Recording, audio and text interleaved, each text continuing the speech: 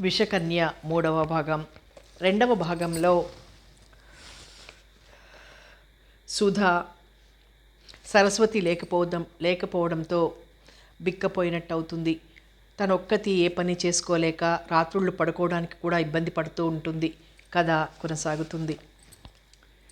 సుధా క్లాసులో వెనక బెంచి మీద కూర్చుంది. నోట్స్ రాసుకునే రూల్స్ బుక్లో ఏదో దీక్షగా రాస్తోంది. వంచిన తలెత్తకుండా రాస్తున్నది. ఆమె క్లాసులో ఎక్కువ మాట్లాడదు. మగపిల్లలు వేసే జోక్స్ వినిపించుకోనట్లే ఏదో పుస్తకం తెరిచి చదువుతున్నట్లు నటిస్తుంది. ఆడపిల్లలు అడిగిన దానికి సమాధానమిస్తుంది.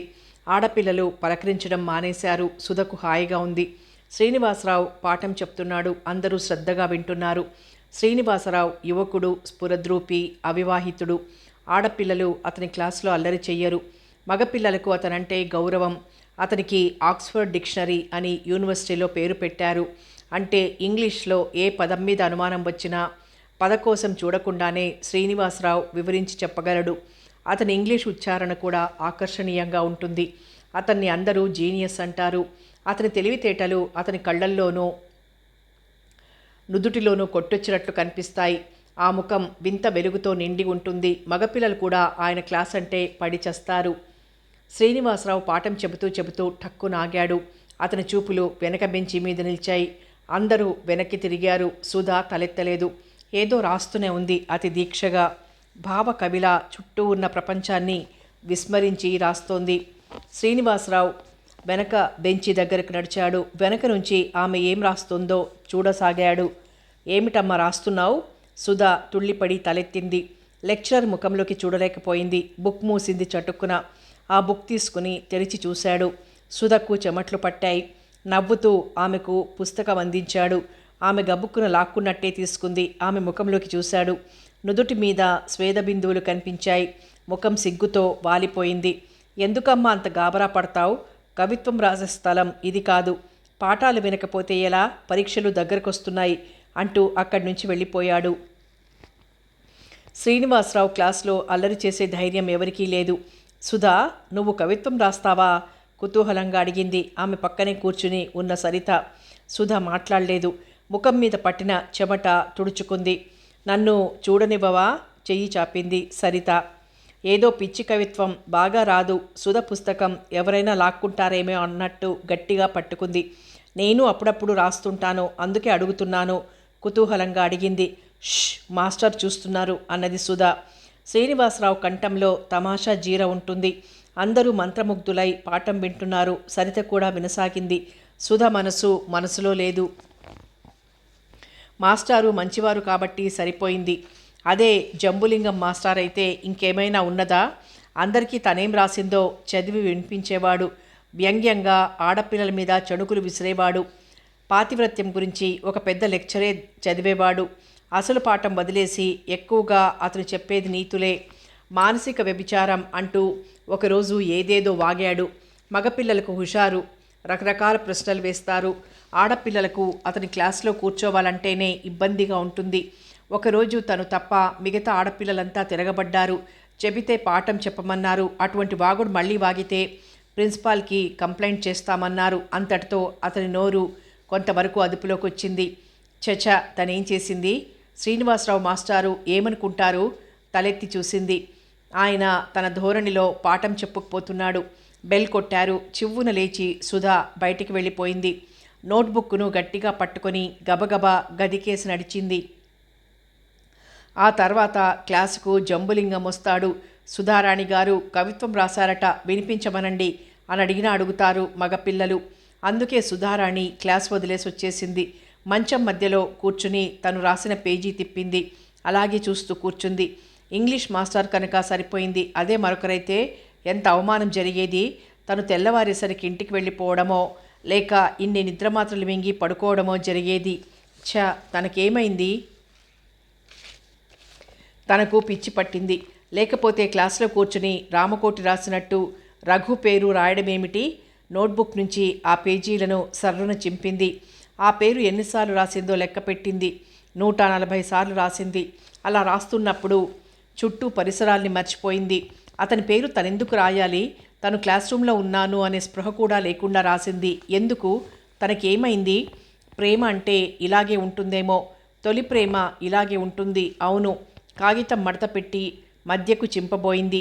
కాగితం ముక్కలు ఎక్కడ పారేయాలి? ఆ పేరు కనిపించినంత చిన్న ముక్కలు చింపడం సాధ్యమేనా? చుట్టూ కోతిమూక, అంతేనా? తనకు చింపాలని లేదు. పెట్టె తెరిచింది సుధా. చీరలడుగున ఒక మూలగా ఆ కాగితం మడత పెట్టింది. ఏదో ప్రమాదం తప్పిపోయినట్లు గుండెలు నిండుగా గాలి పీల్చుకుంది. అసలు విషయాన్ని విడమర్చి ఆలోచించేటంత మనస్సు పరిపక్వత చెందలేదు. ఆ సంగతి ఆమెకు తెలియదు. ఇంట్లో తల్లి చాటున పెరిగింది. బంధువులతో తప్ప పరాయి మగవాళ్లతో ఎప్పుడూ మాట్లాడలేదు. ఎవరితోనూ సినిమాకు వెళ్ళలేదు. రఘు అందంగా ఉంటాడు. ఆడపిల్లల్ని ఎలా ఆకర్షించాలో అతనికి తెలుసు. అతనిలా మనసును గిలిగింతలు పెట్టేలా ఇంతవరకు సుధతో ఎవ్వరూ మాట్లాడలేదు. పరువంలో ఉన్న వయసు, ఆ వయసులో ఆడపిల్ల శృతి చేసి పెట్టిన వీణ లాంటిది. ఏ కొద్ది తాకిడికైనా అది పలుకుతుంది. మధుర కంపనలు ఏర్పడతాయి. అదే జరిగింది సుధ విషయంలో. అతని మాటలు, అతని స్పర్శ ఆమె శరీరంలో మధుర కంపనలు లేపింది. ఆ కంపనల తాలూకు మాధుర్యంతో మనసంతా నిండిపోయింది. మధుకలసం లాంటి ఆమె మనసు కదిలింది. మధువు చిలికింది. అదో కొత్త అనుభూతి. ఆ అనుభూతి ఆమెను భయపెడుతున్నది. ఆనందంతో మరోవైపు మైమరిపింపచేస్తోంది. ఆ వయసులో ఉన్న ఆడపిల్లలు మనసును అదుపులో పెట్టుకోగలిగితే ఇన్ని కథలుండవు. ఏం సుధా, భోజనానికి రావా? తుళ్ళిపడింది. ఏమిటి, పగలు కూడా నీకు భయమేనా? విమల నవ్వుతూ అడిగింది. విమల తనతో ఎప్పుడూ మాట్లాడదు. అబ్బే, అదేం లేదు, పదా వస్తాను. లేచి తలుపు తాళం వేసింది. విమల వెంట యాంత్రికంగా నడవసాగింది. రాత్రి మేనక నీ గదిలో పడుకుంది కదూ? అవును. మేనకతో స్నేహం చెయ్యకు. ఏం డేంజర్? సుధా అయోమయంగా ముఖం పెట్టింది. నువ్వేమి అననంటే నీకొక విషయం చెబుతాను. నువ్వు మా అందరికంటే చిన్నదానివి. పైగా మొదటిసారి బయట ప్రపంచంలో అడుగుపెట్టావు. అమాయకురాలివి. పై ఆకర్షణలకు లొంగకు, మోసపోతావు. సుధకు ఆమె ఏ విషయం గురించి చెబుతోందో అర్థం కాలేదు. విమలకు మంచి పేరు లేదు. పైగా తనకు నీతులు బోధిస్తోంది. అందరూ తనకు నీతులు బోధించేవారే. సరస్వతి కూడా. సరస్వతితో విమలను పోల్చడం అన్యాయం. సరస్వతి తన క్షేమం కోరే వ్యక్తి. ఏమిటి ఆలోచిస్తున్నావు? నువ్వు ఈ నీతులు నాకెందుకు బోధిస్తున్నావో అర్థం కాలేదు. సుధా స్వరం తీవ్రంగా ఉంది. సుధా ఇంత తీవ్రంగా మాట్లాడగలదని విమల భావించలేదు. పసిపిల్లల అమాయకంగా కనిపించే సుధా, 10 మంది మధ్యలో ముడుచుకుపోయే సుధా ఇంత గట్టిగా మాట్లాడగలదా? పర్వాలేదు, విశాఖ నీళ్లు వంటబట్టినట్లున్నాయి అనుకుంది విమల. ఇద్దరూ మౌనంగా నడుస్తున్నారు. డైనింగ్ హాల్లో కూర్చున్నారు పక్కపక్కన. అప్పటికే చాలామంది భోజనాలు చేసి వెళ్లారు. అక్కడో ఇద్దరు, ఇక్కడో ఇద్దరు మాత్రం కబురు చెప్పుకుంటూ భోజనం చేస్తున్నారు. మేనక, అన్నయ్యను చూశావా? ఎవరు? తడబాటును అణుచుకుంటూ అన్నది సుధా. అదే రఘువీర్. అందరూ రఘు అని పిలుస్తారు. చూడలేదు, గబుక్కుననేసింది. బతికిపోయావు అన్నది విమల. ఏమిటి నువ్వనేది? అతనికి దగ్గరైన ఆడపిల్లలు శ్లేష్మంలో పడ్డ ఈగల్లా గిలగిల్లాడిపోతారు. ఎందుకు? అడిగింది సుధా తల వంచుకొని. అతనిలోని ఆకర్షణ అలాంటిది. ముందు ఆకర్షించి ఆ తర్వాత దూరంగా జరుగుతాడు. సుధకు పొరమాలింది. ఉక్కిరి బిక్కిరైంది. విమల వీపు మీద రుద్దుతూ మంచినీళ్లు తాగు అన్నది. కొంతసేపటికి సర్దుకుంది. మంచినీళ్లు తాగింది. ఎవరో తలుచుకుంటున్నారు. మా అమ్మ అయి ఉంటుంది. సరస్వతి ఎందుకు కాకూడదు? ఆమె మాటలో ఏదో నిగూఢార్థం దాగున్నట్లు అనిపించింది సుధకు ఒళ్ళు మండింది. కావచ్చు, పాపం సరస్వతి నన్ను స్వంత చెల్లెల్లా చూస్తుంది. నాకు ఒక అక్కయ్య ఉన్నా ఇంతకంటే ఎక్కువ ప్రేమించగలదని నేను భావించలేను. అక్కలా కాదు, ప్రియుడులా ప్రేమిస్తుందను అన్నది విమల. కోపంలో సుధముఖం ఎర్రబడింది. విమల పకపక నవ్వింది. మేనకతో జాగ్రత్తగా ఉండు మళ్ళీ విమలే అన్నది. సుధ మాట్లాడలేదు. ఆమె ఆడపిల్లల్ని వాళ్ళ అన్నయ్యకు పరిచయం చేస్తుంది మాట మార్చుతూ అన్నది విమల. అందులో తప్పేముంది? తప్పేమీ లేదు. ఆ తర్వాత ఆ ఆడపిల్ల అతని ఆకర్షణలో చిక్కుకుంటుంది. అతను తీయటి కబులు చెప్పి వలలో వేసుకుంటాడా? చేసే పని అదే. కానీ అందరిలా కబులు చెప్పడు. ఏమీ చెప్పకుండానే ఆకర్షిస్తాడు. అందుకే ఎవరు అతన్ని నిలదీసి ఏమీ అడగలేరు. అంటే అందులో అతని తప్పేమీ లేదన్నమాట. అదిగో మేనక వస్తోంది. తర్వాత మాట్లాడుకుందాం. నేను చెప్పిన విషయాలేమీ ఆమెకు చెప్పకు. చెప్పనులే. ఒట్టు? అక్కర్లేదు, నేను చెప్పను అన్న తర్వాత చెప్పను అన్నది సుధా. అరే, ఇద్దరు ఇక్కడే ఉన్నారా అంటూ మేనక వచ్చి వాళ్ళ పక్కన కూర్చుంది. మేనక, మీ పిన్ని ఒంట్లో బాగాలేదన్నావు, ఇప్పుడు ఎలా ఉంది? కొంచెం తగ్గింది. నువ్వు వెళ్ళేప్పుడు చెప్పు, నేను వస్తాను అన్నది విమల. సుధ మౌనంగా భోజనం చేస్తోంది తలొంచుకొని. సుధా, సరస్వతి ఉత్తరం రాసిందా? మేనక అడిగింది. రాయకుండా ఉంటుందా? రోజుకొకటి రాస్తుంది, కొత్త వలుపు అన్నది విమల. అవునే, నీకు అనుభవమేగా, నేను అడుగుతున్నది సుధను. మేనక కంఠం తీవ్రంగా పలికింది. విమల అన్నం గబగబా తిని లేచింది. సుధ పెరుగన్నం తిని లేచి చేయి కడుక్కుంది. విమల సుధ కోసం నిల్చుంది. నీకోసమే నిల్చున్నట్టున్నది, నువ్వెళ్ళు, నేను మేనక తినేంతవరకు తోడుంటాను అన్నది సుధ విసుగ్గా. సుధ ఇన్ని మాటలు ఒక గంటలో ఎప్పుడూ మాట్లాడలేదు. అలా మాట్లాడగలిగినందుకు తనకే ఆశ్చర్యంగా ఉంది. విమల విసురుగా వెళ్ళిపోయింది. మీ పిన్నిగారికి బాగాలేదు?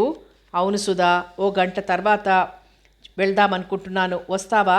పిన్నికి నువ్వంటే చాలా ఇష్టం, వెళ్ళినప్పుడల్లా నీ గురించి అడుగుతూ ఉంటుంది. మీ పిన్ని మాత్రమే అడుగుతుందా? ఇంకెవరు అడగరా అనాలనుకుంది. అంత ధైర్యమే? బాబోయ్, ఇంకా నయం, ఆ మాటలు తను పైకే అనయ్యలేదు. నీకు రావాలని లేకపోతే వద్దులే, ఊరికే అడిగాను, వస్తాను అంది క్లుప్తంగా సుధ. విమల ఏం చెప్పిందని మేనక అడుగుతుందని అనుకుంది సుధ. కానీ మేనక అడగలేదు. సుధకు మేనక మీద గౌరవం ఏర్పడింది. డీసెంట్ గర్ల్ అనుకుంది. సుధ గది తాళం తీస్తోంది. నేను గంటలో వస్తాను, తయారుగా ఉండు. మధ్యాహ్నం క్లాసులు లేవుగా? ఉన్నాయి, కానీ ఇవాళ వెళ్ళాలని అనిపించడం లేదు. అలా క్లాసులు ఎగగొడుతుంటే పరీక్షకు ఎలా పాస్ అవుతావు అన్నది మేనక. సుధ మాట్లాడలేదు. సరే, నేను వస్తాను. మేనక ముందుకు వెళ్ళిపోయింది. మేనక పెద్ద అందమైంది కాదు. ఆమె ముఖంలో ఈ ప్రపంచంతో నాకేం పని అన్నట్లు ఒక భావం కనిపిస్తుంది. నడకలో హుందాతనం, ఆమె వ్యక్తిత్వంలోనే ఏదో విశిష్టత ఉంది. సుధ మంచం మీద కూర్చుంది. విమల మాటలు గుర్తుకొచ్చాయి.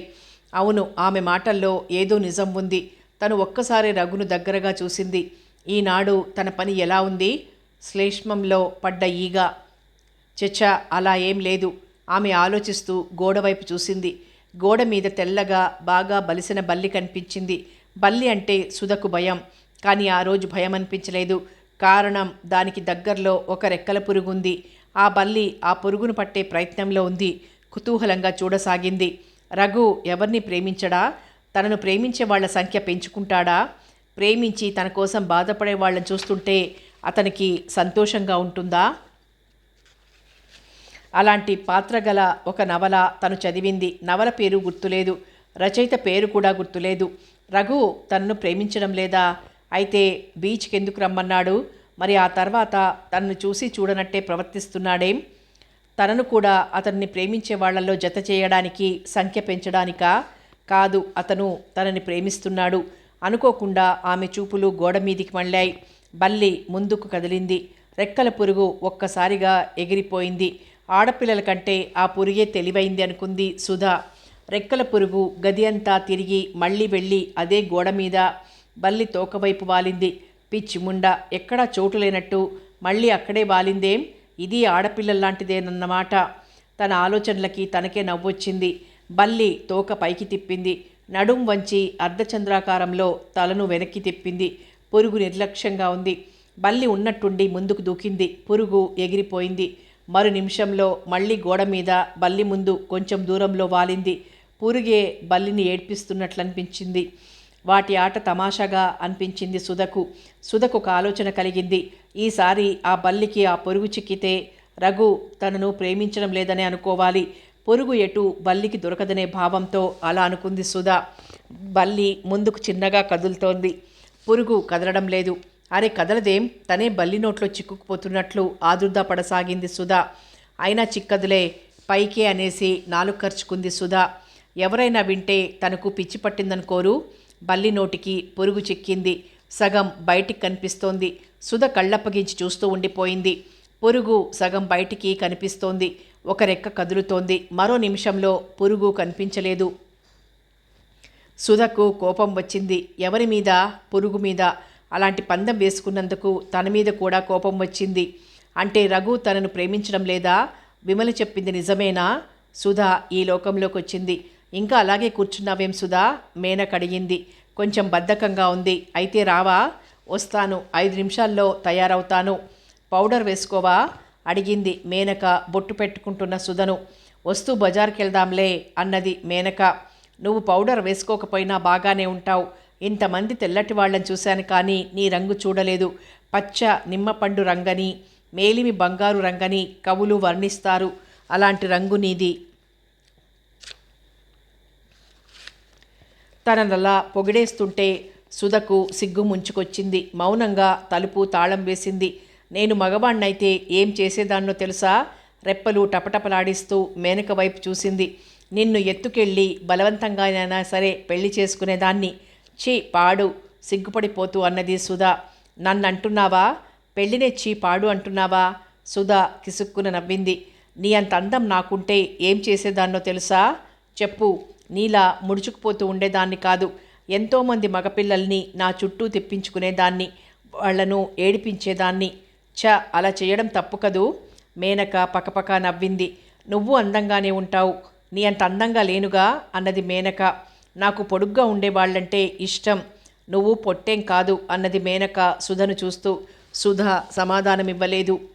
రిక్షా దిగి మేనక వెనకే ఇంట్లో కడుగు పెడుతున్న సుధ గుండె దడదడలాడింది. కాళ్ళు కొంచెం వణికాయి. రఘు ఎదురుగా వస్తే, తనను పలకరించకపోతే, తనకు ఒకవేళ ఏడ్పు వచ్చేస్తే, అమ్మో ఇంకేమైనా ఉందా? రఘు దృష్టిలో తను చులకన కాదు, తను అతనికంటే బెట్టుగా ఉండాలి. రండమ్మా, రఘు తల్లి ఆహ్వానించింది. రాసుదా లోపలికి, అక్కడే ఆగిపోయావేం అంటూ లోపలికి నడిచింది మేనక. సుధ యాంత్రికంగా మేనకను అనుసరించింది. ఎలా ఉంది పిన్ని? కొంచెం బాగానే ఉందమ్మా. ఇవాళే పథ్యం తిన్నాను. మరీ నీరసంగా ఉంది. ఎప్పుడు హరి అంటానో నాకే తెలియదు. అవేం మాటలు పిన్ని? అవునమ్మా, నాకు చచ్చిపోతాననే భయం లేదు. వాడొక ఇంటివాడైతే చూసిపోవాలని కోరికే. వాడు నా మాట వింటాడా? నీకేమమ్మా, ఇంకా 20 ఏళ్ళు బ్రతుకుతావంటాడు. అన్నయ్య మాట నిజమే పిన్ని. నువ్వు కూడా నన్నెందుకే మభ్యపెడతావు? ఈ బ్లడ్ ప్రెషర్ ఎప్పుడో నా ప్రాణం తీస్తుంది. ఊరుకో పిన్ని, నువ్వు మరీను అన్నది మేనక దిగులుగా. అన్నయ్యకు నువ్వైనా చెప్పరాదటే? అన్నయ్య మొండికటం, నేను చెప్తే వింటాడా? సుధా ఒకవైపు వారి మాటలు వింటూనే గోడలకు తగిలించిన ఫోటోలు చూస్తోంది. ఏం సుధా, నువ్వు మళ్ళీ మా ఇంటికి రాలేదు అన్నది రఘు తల్లి ఆప్యాయంగా. సుధకి ఏం సమాధానం చెప్పాలో తోచలేదు. ఒక నవ్వు నవ్వింది సన్నగా. ఇంత అందమైన కోడలు నా ఇంట్లో తిరగాలనే నా కోరిక మేనక. సుధా జాగ్రత్త, పిన్ని కళ్ళు నీ మీద పడ్డాయి అన్నది మేనక. సుధ చెక్కిళ్ళు ఎర్రబడ్డాయి. సరస్వతమ్మ ముసిముసిగా నవ్వుకుంటూ లేచింది. ఆ అదృష్టం నాకుండొద్దు. ఎక్కడికి పిన్ని? కాఫీ తెస్తాను, నువ్వు కూర్చో, నేను తెస్తానంటూ సమాధానానికి ఎదురు చూడకుండానే మేనక వంట ఇంట్లోకి వెళ్ళింది. ఎంతమంది అక్కా చెల్లెళ్ళమ్మా మీరు? సరస్వతమ్మ సుధను అడిగింది. గోడ మీద ఉన్న ఫోటోను దీక్షగా చూస్తున్న సుధా తల తిప్పింది. నేనొక్కదాన్నే. అన్నదమ్ములు? ఒక అన్నయ్య ఉన్నాడు, హైదరాబాద్లో ఇంజనీర్గా పనిచేస్తున్నాడు. మళ్ళీ సుధ కళ్ళు ఆ ఫోటో మీద వాలాయి. ఆ ఫోటోను ఏం చేస్తావులే, కొంచెం ఉంటే అసలు మనిషి వస్తాడు, కాఫీ తాగు చిన్నగా అన్నది మేనక. ఆ ఫోటో ఎవరిది అన్నది సుధా తడబాటు అణుచుకుంటూ. ఇంకెవరిది? మా అన్నయ్యది. శత్రుఘ్న సిన్హాలా ఉన్నాడు కదూ? అది కాదు, ఆ పక్క ఫోటో. సుధ అబద్ధమాడింది. అది నేను మా వారు పెళ్లిలో తీయించుకున్న ఫోటో. గతంలోకి జారిపోతూ అన్నది సరస్వతమ్మ. మా అమ్మ ఫోటోలో కూడా మీలాగే కంటే కానీ ఆ దండ వేసుకుని ఉంది, కాసుల దండ అన్నది సుధ ఆ ఫోటో కేసి చూస్తూ. మీ నాన్నగారు ఏం చేస్తారు? లేరు. అయ్యో, ఎప్పుడు పోయారమ్మా? మా నాన్నగారు నాకు గుర్తులేరు అన్నది సుధ కాఫీ సిప్ చేస్తూ. మా వారు కూడా చిన్న వయసులోనే పోయారమ్మా. మా రఘుకు అప్పుడు 5 ఏళ్ళు. వాడి కోసమే నేను ఇంతకాలం బతికున్నాను గద్గద స్వరంతో అన్నది సరస్వతమ్మ. ఊరుకో పిన్ని, నీ ఆరోగ్యం అసలే బాగాలేదు. సుధా, నీకు తెలుసా, మా పిన్ని BA పాస్ అయింది. ఆ రోజుల్లో కాలేజీ బ్యూటీ అనేవారట. మా పిన్ని మా బాబాయిని ప్రేమించి పెళ్లి చేసుకుంది తెలుసా? వాళ్ళిద్దరి కులాలు వేరు. సుధ ఆశ్చర్యంగా కళ్ళు పెద్దవి చేసి సరస్వతమ్మను చూడసాగింది. ఏమిటమ్మా అలా చూస్తున్నావు? సుధ పల్లెటూరి పిల్ల, ప్రేమలు పెళ్ళిళ్ళు సినిమాల్లో మాత్రమే చూసుంటుంది. ఆ కాలంలో కూడా ప్రేమించి పెళ్లి చేసుకునేవారా అని ఆశ్చర్యపోతుంది. అవునా సుధా? మేనక కిలకిలా నవ్వింది. ప్రేమకు కాలమేమిటమ్మా? సరస్వతమ్మ గత స్మృతుల్లోకి జారిపోతూ అంది. సుధకు రఘు ఫోటోను మనసారా చూడాలని ఉంది. కళ్ళ ద్వారా మనసులో ఆ బొమ్మను నింపుకోవాలని ఉంది. శత్రుఘ్న సిన్హా, అవును, అతని కళ్ళు, అతని చూపులు చాలా తీక్షణంగా ఉంటాయి. అలాగే రఘు చూపులు కూడా. శత్రుఘ్న ఫోటో కంటే రఘు ఫోటోలో ఆకర్షణ ఎక్కువ ఉంది. అతను కొంచెం మొరటుగా కనిపిస్తాడు. అయినా చాలామంది ఆడపిల్లలు అందంగా నాజూగ్గా ఉండే హీరోల కంటే అతన్నే ఇష్టపడతారు. ఎందుకో తనకు తెలియకుండానే సుధ చూపులు రఘు ఫోటో మీద వాలాయి. కాఫీ తాగు సుధా, అన్నయ్య ఫోటో తర్వాత చూడొచ్చు అన్నది మేనక ముసిముసిగా నవ్వుతూ. సుధకు తను దొంగతనం చేస్తూ చిక్కిపోయినట్లనిపించింది. ముఖం ఎర్రబడింది. సరదాగా అన్నాన్లే, కాఫీ తాగు. ఏమిటే పాపం ఆ పిల్లను అల్లరి పట్టిస్తావు? సుధా మా ఫోటో చూస్తోంది అన్నది సరస్వతమ్మ.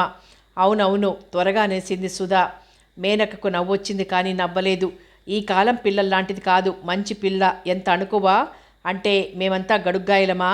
సుధా జాగ్రత్త, మా పిన్ని కళ్ళు నీ మీద పడ్డాయి. కోడలిగా చేసుకోవాలని ఉవ్విళ్ళూరుతోంది అన్నది మేనక. సుధకు ఇబ్బందిగా ఉంది. వాకిట్లో చప్పుడైంది. అందరూ వెనక్కి తిరిగి చూశారు. రఘు చూపులు సుధ చూపులతో పెనవేసుకున్నాయి. సుధ గాబరాగా తల తిప్పుకుంది. హలో మేను, రఘుతో పాటు లోపలికొచ్చిన యువకుడు అన్నాడు. అదుగో అలాగే నన్ను పిలవద్దన్నాను, మేనక కోపంగా అంది. చూసావా అత్తయ్య, ఇంతకాలానికి కనిపించాను కదా, ఎదురు పరిగెత్తుకొచ్చి గుండెల మీద వాలిపోతుందనుకున్నాను. ఎప్పుడొచ్చావు అనైనా అడగకుండా కయ్యానికి దిగుతోంది అన్నాడు గోపాల్. గోపాల్ మేనకకు బావ వరుసవుతాడు. ఎప్పుడొచ్చావురా అన్నది సరస్వతమ్మ.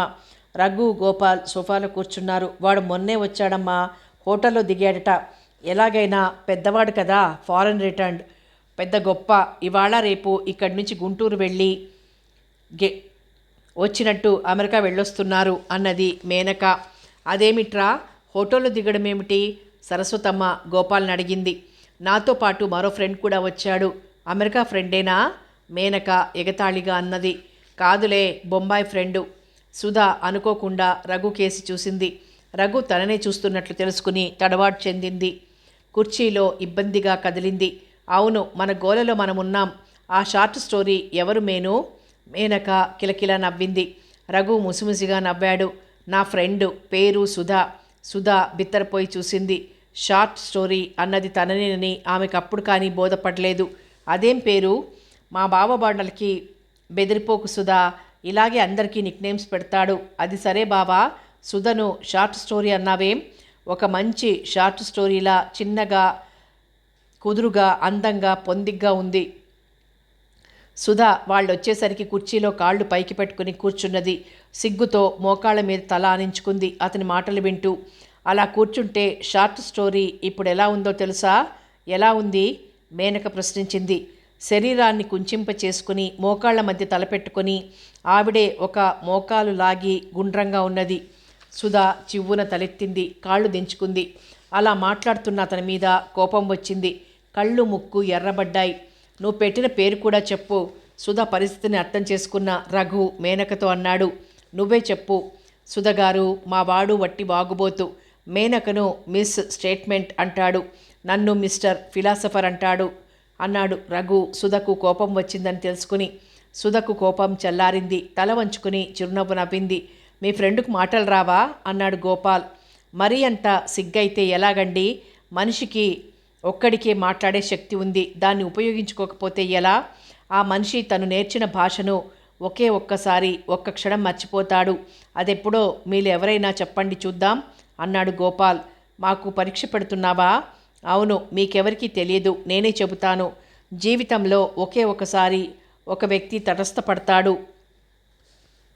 అతన్ని చూడగానే ఉలిక్కి పడతాం, భాష మర్చిపోతాం, కేవలం కళ్ళు మాత్రమే మాట్లాడతాయి. మనం ఇంతకాలం జీవిత ప్రయాణం సాగించింది అతని కోసమే అన్నట్టు ఆగిపోతాం. అది ఆడవాళ్ల విషయంలో మాత్రమేనా అన్నది మేనక. మగవాళ్ల విషయంలో కూడా ఇంకా చెప్పనా? చాలేరా బాబు, కవిత్వం కాసేపు కట్టిపెట్టు అన్నాడు రఘు. అలాగే, నువ్వు పాట పాడతావా అన్నాడు గోపాల్. సుధా కిసుక్కున నవ్వింది. హాయిగా నవ్వండి, నవ్వడానికి కూడా రేషన్ ఎందుకు అన్నాడు గోపాల్ సుధను చూస్తూ. ఏమిటలా పిల్ల వెంటపడ్డావు అన్నది సరస్వతమ్మ. హతోస్మి, అంత మాట అనకత్తయ్యా. అదే జరిగితే నీ కూతురు నన్ను బతకనిస్తుందా అన్నాడు గోపాల్ మేనక కేసి కొంటెగా చూస్తూ. గోపాల్ పెద్ద అందంగా ఉండడు, కానీ అతను ఎక్కడుంటే అక్కడ జీవితం పరుగులు తీస్తున్నట్టుంటుంది. అది సరే గాని బాబా, నీ ఉద్యోగం ఎలా ఉంది అన్నది మేనక. నా ఉద్యోగానికి ఏం బ్రహ్మాండంగా ఉంది. ఏం బ్రహ్మాండం రా, ఆ కంప్యూటరు నువ్వును అన్నాడు రఘు. లేదోయ్, నా స్టెనో ఎంత అందంగా ఉంటుందనుకున్నావు? మార్లిన్ మన్రోలా ఉంటుందనుకో అంటూ మేనక కేసి కొంటెగా చూశాడు గోపాల్. మేనక మూతి సున్నాలా చుట్టింది. చూడవయ్యా, నీ చెల్లెలు అప్పుడే అలకగది ప్రవేశించేసింది. రఘు పకపక నవ్వాడు. నీకోసం వెతుక్కుంటూ హాస్టల్కి వెళ్ళాను అన్నాడు గోపాల్. అబద్ధం అన్నది మేనక. వాళ్ళిద్దరూ ప్రేమించుకుంటున్నారు కాబోలు అనుకుంది సుధా. ఇద్దరిని మార్చి మార్చి చూస్తూ కూర్చుంది. నిజం మరదలా, నిన్న సాయంత్రం వచ్చాను, నువ్వు బయటికెళ్ళావట, ఎవరితోనో బీచ్కి వెళ్ళావని నీ రూమ్మేట్ చెప్పింది. అవును వెళ్ళాను, మేనక రోషంగా అన్నది. వాడెవడు? ఎవరైతే నీకేం? నాకేమా? నాకు కాబోయే భార్య పరాయి మగాడితో. ఊరుకోరా గోపాల్, సరస్వతమ్మ నవ్వుతూ అన్నది. చూడత్తయ్యా, మరి మరో సంవత్సరం నేను ఈ మేనక కోసం విశ్వామిత్రులా తపస్సు చెయ్యాలి. ఈమె గారేమో అబ్బాయిలతో షికార్లు కొడుతుందట. సంతోషించాంలే, ఊరుకో. అత్తయ్య ఎలా ఉన్నారు అన్నది మేనక. కోడలు రావడం లేదని దిగులు పడింది. అబ్బబ్బా, నీతో ఏం మాట్లాడాలన్నా బోర్ కొడతావు బావా. ఎంత మాటన్నావు, నేను బోర్ కొడతానా? మరి లేకపోతే ఏమిటి? సుధకేసి చూస్తున్న రఘును మోచేత్తో పొడిచి కళ్ళు ఎగరేస్తూ, ఏమిటి విశేషం, నువ్వు పడ్డట్లే ఉన్నావు అన్నాడు గోపాల్. నీ మొహం, రఘు నవ్వుతూ అన్నాడు. అదేరా బాబు ఈ ప్రేమ, ఎప్పుడు ఎలా ఎక్కడ పుడుతుందో చెప్పలేం. నీ మొహం మ్యాథమెటిక్స్ బ్రెయిన్ గాడివి, నీకు ప్రేమంటే ఏం తెలుసురా అన్నాడు రఘు నవ్వుతూ. అలా అడగన్నయ్యా అన్నది మేనక. ఆ సంభాషణ సుధకు చాలా చిత్రంగా ఉంది. కుతూహలంగా వినసాగింది. అంటే నీకు తెలిసిందన్నమాట. అబ్బా, ఎంతకాలానికి మంచి మాట విన్నాను అన్నాడు గోపాల్. సరస్వతమ్మ అందరికీ కాఫీలు ఇచ్చింది. అది సరే, నీ సంగతి ఏమిటో తెలుసుకోవాలని వచ్చాను. అసలు సంగతి చెప్పు, కయ్యానికి కాలు దువ్వుతున్నట్లు అన్నాడు మేనకతో గోపాల్. ఏమిటి అసలు, నన్ను పెళ్లి చేసుకుంటావా లేదా? సుధా రెప్పలు టపటపలాడిస్తూ ఆశ్చర్యంగా చూసింది. ఎంత సున్నితంగా అడుగుతున్నావు బావా? రఘు, గోపాల్ ఒక్కసారి పక్కున నవ్వారు. మరెలా అడగాలోయ్? మేనక, నిన్ను ప్రేమిస్తున్నాను. నువ్వు లేని ఈ జీవితం వృధా. నువ్వు లేకుండా నేను బ్రతకలేను. ఎంత మాటన్నావు రాధా. కాదు మేనక, నువ్వు నన్నెప్పుడూ ప్రేమించనలేదా అంటూ డ్రామా ఫక్కీలో డైలాగ్స్ విసరమంటావా? నీ స్టెనో పేరు రాధా? మేనక అక్కసుగా అడిగింది. అవును, జలసీగా ఉందా? నాకెందుకు జలసీ, నిన్ను ప్రేమిస్తున్నాను గనక. చాలే, ఊరుకో, సిగ్గు లేకపోతే సరి విసురుగా అన్నది మేనక. సిగ్గుపడాల్సింది ఆడపిల్లలు. ఆ పిల్లని చూసి నేర్చుకో ఎలా సిగ్గుపడాలో. నీలా వెంటపడే ఆడపిల్లల్ని ఎవరు చేసుకుంటారు అన్నాడు గోపాల్. చూడన్నయ్యా, మరి ఎలా వాగుతున్నాడో. తప్పు తప్పు, కాబోయే భర్తను అలాంటి మాటలు అనకూడదు, కళ్ళు పోతాయి. ఇంకాపుతావా? నన్ను వెళ్ళిపోమ్మంటావా? లేచి నిల్చుంది మేనక. మేనక లేవగానే సుధా యాంత్రికంగా లేచింది. మీరు కూర్చోండి, మీ స్నేహితురాలు నన్ను బెదిరిస్తోంది, అంతేగాని నన్ను వదిలి ఎక్కడికి పోతుంది? నిజంగానే వెళ్తున్నాను అంటూ వాకిలి వరకు నడిచింది. వెళ్ళు చూద్దాం అన్నాడు గోపాల్. మొండిగటం అంటూ నవ్వుతూ కూర్చుంది మేనక. గోపాల్ గడియారం చూసుకున్నాడు. అరే బావా, నేను వెళ్ళాలి, నా స్నేహితుడు నా కోసం ఎదురు చూస్తుంటాడు అంటూ లేచాడు గోపాల్. మేనక ముఖం చిన్నబుచ్చుకుంది. మేను, రేపు 5 గంటలకు వస్తాను, ఎక్కడికి వెళ్ళకు. అదేమిట్రా, భోజనం చేయవా? రేపు రాత్రికి నీ కూతురు నేను వస్తాం భోజనానికి. షార్ట్ స్టోరీ గారు కూడా వస్తే నాకేం అభ్యంతరం లేదు, వస్తారా? మధ్యలో నీ అభ్యంతరం ఏమిట్రా? రఘు నవ్వుతూ అన్నాడు. అదా సంగతి అంటూ గోపాల్ నవ్వాడు.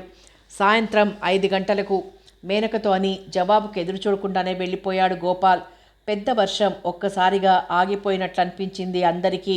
వాడేం మారలేదురా అన్నది సరస్వతమ్మ. లేదమ్మా, చాలా మారాడు. ఇంతవరకు హోటల్లో చాలామంది బిజినెస్ మ్యాన్తో మాట్లాడడం చూశాను. ఎంత గంభీరంగా ఉన్నాడనుకున్నావు? నాకే ఆశ్చర్యం వేసింది. నిజంగా నా అన్నయ్య? అవునమ్మా, వాడు జీనియస్ అన్నాడు రఘు. మేనక కళ్ళు మిలమిలా మెరిశాయి. ఏమండి, మీకు ఎత్తుమడమల చెప్పులతో నడిచే అలవాట్లేదా? సుధను చూస్తూ అడిగాడు రఘు. సుధ సమాధానం ఇవ్వలేదు. ఎందుకలా అడుగుతున్నావు అన్నది మేనక. మొన్న బీచ్ వైపుకు వెళ్తుంటే చూశాను. ఆ నడక చూస్తే బీచ్కి వెళ్లే లోపల ఎన్నిసార్లు పడిపోతుందో అనుకున్నాను అన్నాడు రఘు అదోలా చూస్తూ. సుధకి తల కొట్టేసినట్టు అనిపించింది. ఎందుకంత భయపడుతూ? అప్పుడే నడక నేర్చుకుంటున్న పాపాయిలా నడుస్తారు మళ్ళీ అన్నాడు రఘు. నువ్వు వెనక నుంచి చూస్తున్నట్టు తెలుసుంటుంది అన్నది మేనక. సుధ ఆశ్చర్యంగా మేనక ముఖంలోకి చూసింది. అమ్మాయ్, నీతో మాట్లాడాలి, కాస్త లోపలికి వస్తావా అన్నది సరస్వతమ్మ మేనకతో.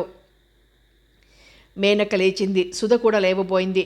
నువ్వు కూర్చో సుధా, మా అన్నయ్య నిన్నేమి తినయ్యడులే అంటూ మేనక లోపలికి వెళ్ళింది. సుధా బిక్కమొహం వేసుకొని కూర్చుంది. తల్లి పసిదాన్ని వదిలేసి రైలెక్కేస్తే ఏడుపు ముఖం పెడుతుంది. మీ ముఖం చూస్తుంటే అలాగే అనిపిస్తోంది అన్నాడు రఘు చిరునవ్వుతో. సుధ గుండె దడదడలాడసాగింది. అక్కడి నుంచి పారిపోవాలనుంది. అతనికి ఎదురుగా అలాగే కూర్చోవాలని కూడా ఉంది. ఉండలేని వెళ్ళలేని విచిత్ర అనుభూతి. ఎందుకలా చెమట్లు పడుతున్నాయి? నేనంటే భయం వేస్తోందా? లేదు అన్నట్టు తల తిప్పింది. అవునో కాదో అర్థం కాకుండా తల తిప్పుతారు. మీ ప్రాంతంలో అవును అనడానికి అడ్డంగా తల తిప్పుతారా? సుధా కిసుక్కున నవ్వింది. ఆ రోజు బీచ్కి రమ్మంటే రాలేదేం? సుధా మాట్లాడలేదు. నాతో మాట్లాడటం, సాన్నిహిత్యం పెంచుకోవడం ఇష్టం లేదు అంతేనా? ఇష్టం లేకపోతే నిన్ను బాధ పెట్టను. ఒక్క మాట బుర్రతో కాకుండా నోటితో చెప్పు. ఇక నీ కేసి కన్నెత్తి కూడా చూడను. నా జన్మలో నేను ఎవరిని ఇలా బీచ్కి రమ్మని పిలవలేదు. నేను పిలిస్తే చాలామంది ఆడపిల్లలు వస్తారు. ఆశ చూపించి వారి జీవితాలతో ఆటలాడుకోవటం నేను చెయ్యలేదు. నన్ను ఇష్టపడే ఆడపిల్లలకు చాలా దూరంగా ఉంటాను అంటూ కొంచెం సేపాగి సుధ ముఖంలోకి చూశాడు. సుధ కళ్ళు పెద్దవి చేసుకుని మధురమైన సంగీతం వింటున్నట్లు తన్మయత్వంలో వింటోంది. చెప్పు సుధా, నాతో మాట్లాడటం ఇష్టం లేదా? ఇష్టమే అని గబుక్కున నాలుగు ఖర్చుకుంది. రఘుకు నవ్వొచ్చింది కానీ నవ్వలేదు. ఒక అమ్మాయి ఒక అబ్బాయిని ఇష్టపడటం పాపం కాదు. మాట్లాడితేనే శీలం పోతున్నట్లు భయపడే ఆడపిల్లల్ని చాలామందిని చూశాను. నిన్ను అలా అనుకోలేదు.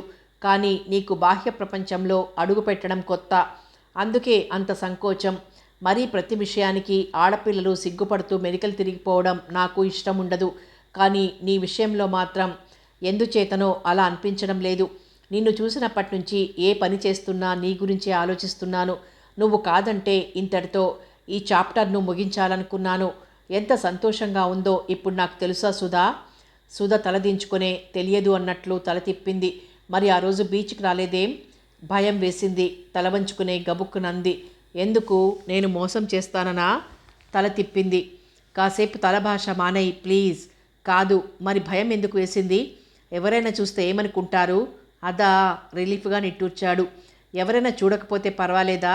నవ్వుతూ అన్నాడు. రోషంతో సుధ చెక్కిళ్లలోకి రక్తం పారాడింది. కోపం వచ్చిందా? సుధ మాట్లాడలేదు. సరదాగా అన్నాను. నీ భయం నాకు ఆనాడే అర్థమైంది.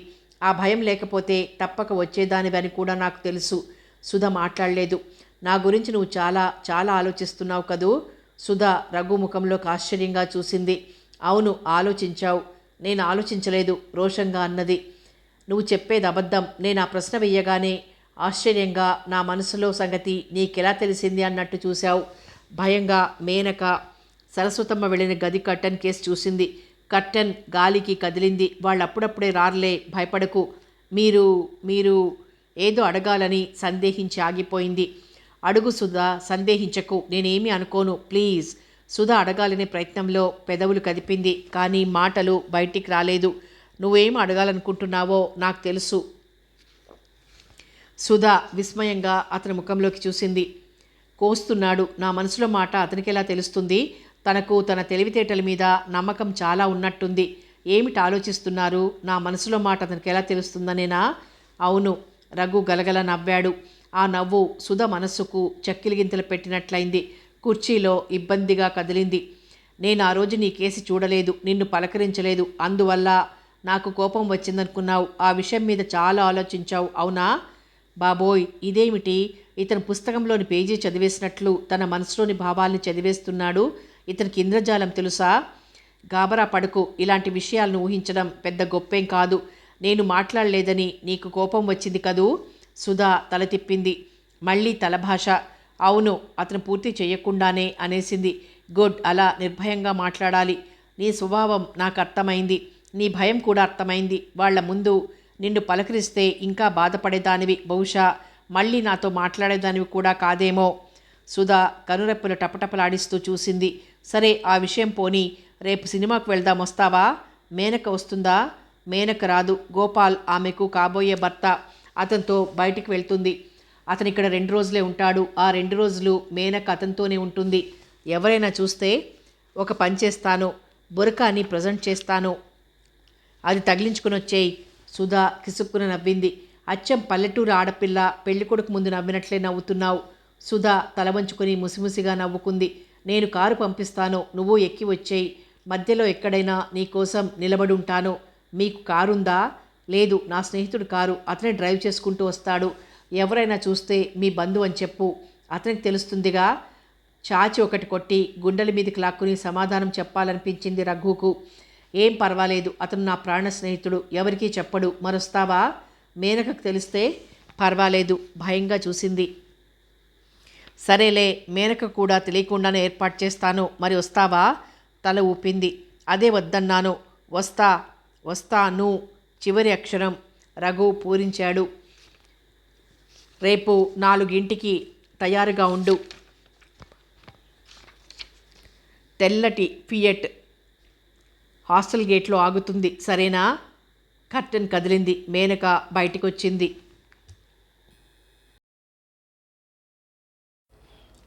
వెళ్దామా సుధా అన్నది.